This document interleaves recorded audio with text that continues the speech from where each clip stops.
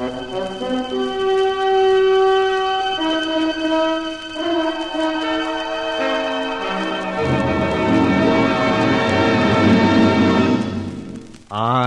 have been here. The Grey Goose, Adventures of a Modern Robin Hood.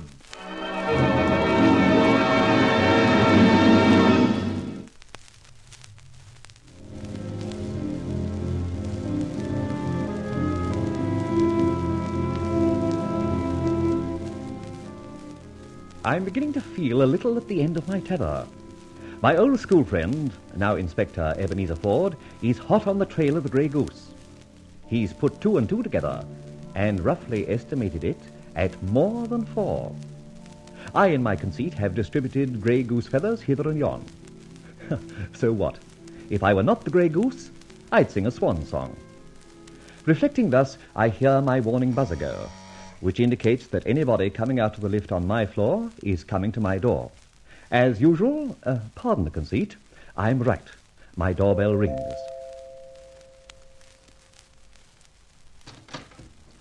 Why, Ben. Inspector Ebenezer Ford, to you, Fletcher. Dignity, eh? Official is the word. My. So you are here to, to what, if one may ask? Let's have no more nonsense, Fletcher. I've long had my own suspicions. I followed them up.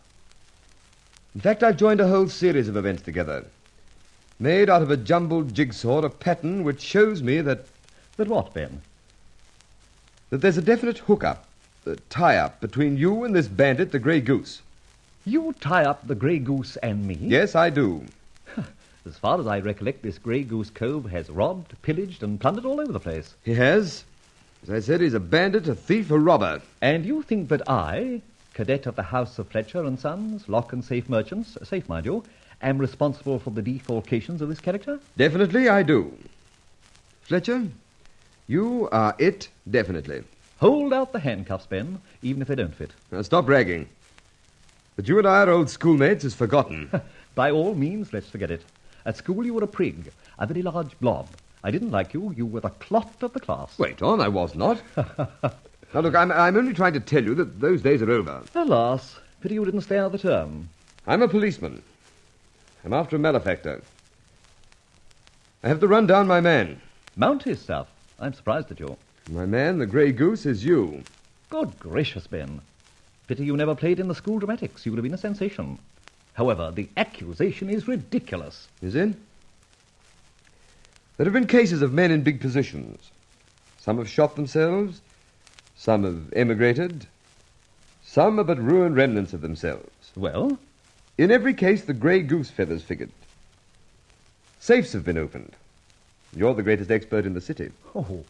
Men have decamped. Scotland Yard has been worded up. But with the exception of his feathers, the Grey Goose himself has been conspicuous by his absence. Go on, Ford. Then a close watch has been kept. You don't say. My fellows and myself have surveyed the last 6 months. Mr. Gallop and Co.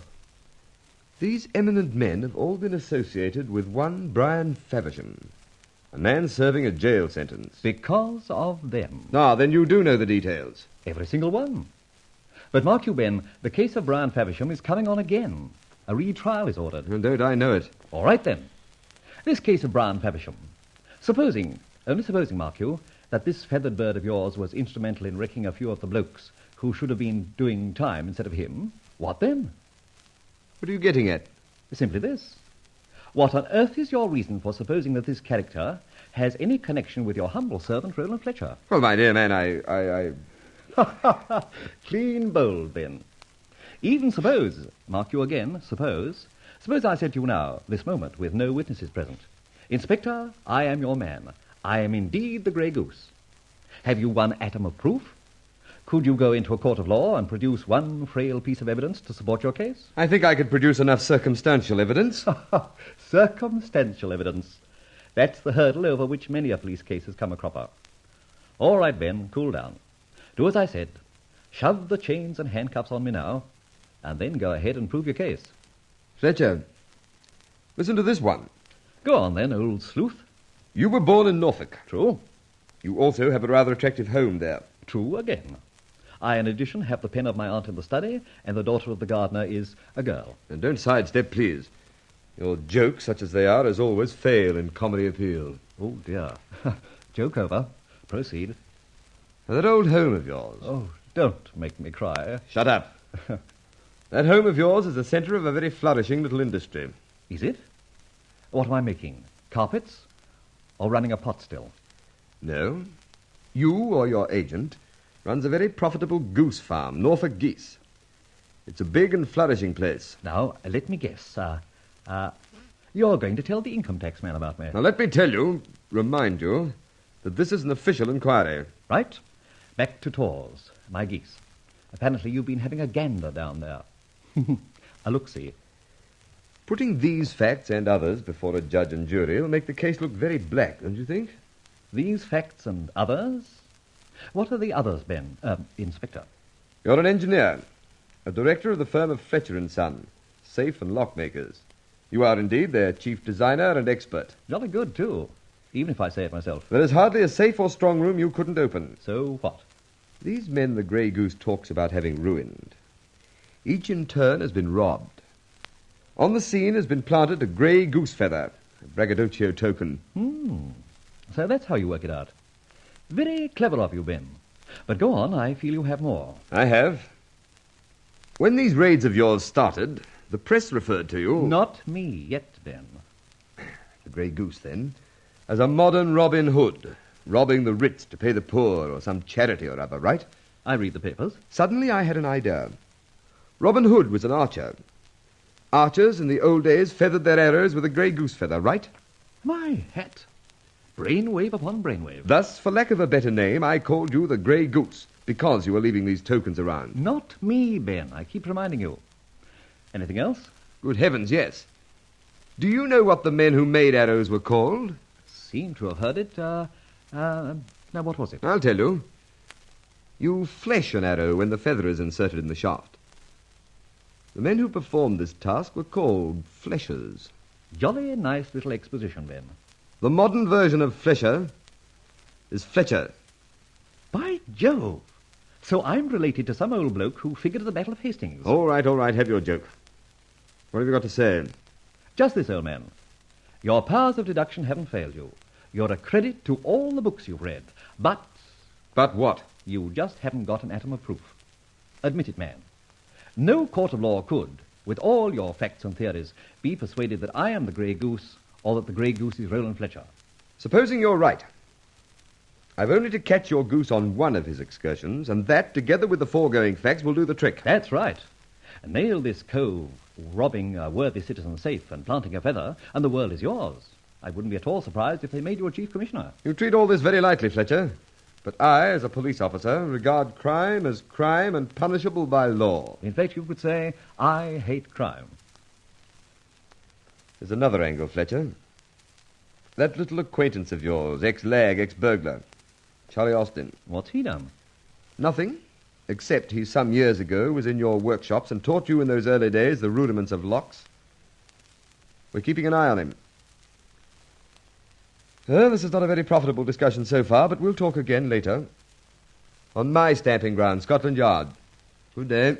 Oh, won't you stay for a drink? Under the circumstances, no. Sorry. Oh, and you might give my regards to Miss Faversham.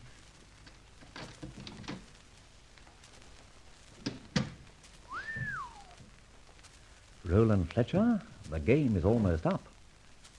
First thing to do is to arrange evacuation of the territory. I better have a yarn with this, with Barbara. Yes, I'm in. Right, stay there. I'm coming through. Press your button.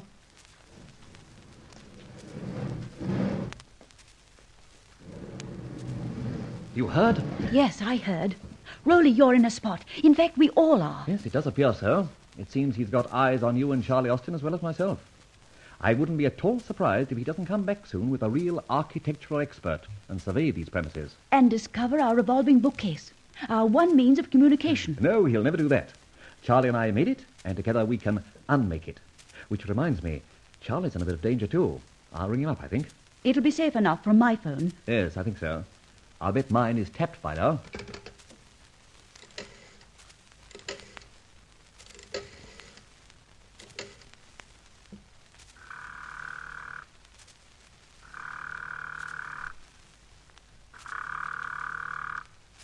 Yes?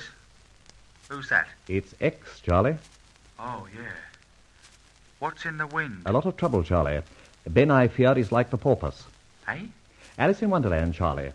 There's a porpoise close behind us. Oh, he's tumbled to you, has he? Most definitely. Got no real proof, but he's warm. He's also onto you. That accounts for it. What? Accounts for what? There's a copper been opposite my front door for hours. Oh ho. And there's one at the back, watching the gate into the old junkyard. Ah, so he wasn't fooling. Listen, Charlie, a getaway is very necessary if you and I aren't going to spend our annual leave in Dartmoor. Oh, crikey. The main thing is to get you out and round here quick as possible. Oh, can't be done with those flat feet eyeing me. True. Wait on. An idea. Oh, yes, a good idea. Any lights showing at your place? No fear. As soon as I saw the cops that didn't put no lights on, make 'em think I'm out, see? Good. Now, stand fast and wait for me. I may appear at a back window or something like that. Okay. I'll leave all the windows open. Be seeing you. Oh, don't on any account answer a knock at your door. What on earth? It's like this, Barbara. We've got to sneak Charlie from under their noses, and this is how we do it. You go and put that wig and moustache on, and that duplicate suit of mine. You've done it many times. Yes, of course. You will then drive my car quite openly to Charlie Austin's place. Get out, knock on the door several times. No answer. Give it up as a bad job, get back into the car, and drive home to my flat. I don't quite follow. You will establish the fact that Charlie is out. You got it? My word, yes. Those policemen will then be watching for him coming down the street. That's the idea. Oh, someone at your door. I'll hop back through the bookcase. Yes, who's there? Hurry, Rolly. Could I see you for a few moments, Miss Pemberton? Good heavens. The inspector himself.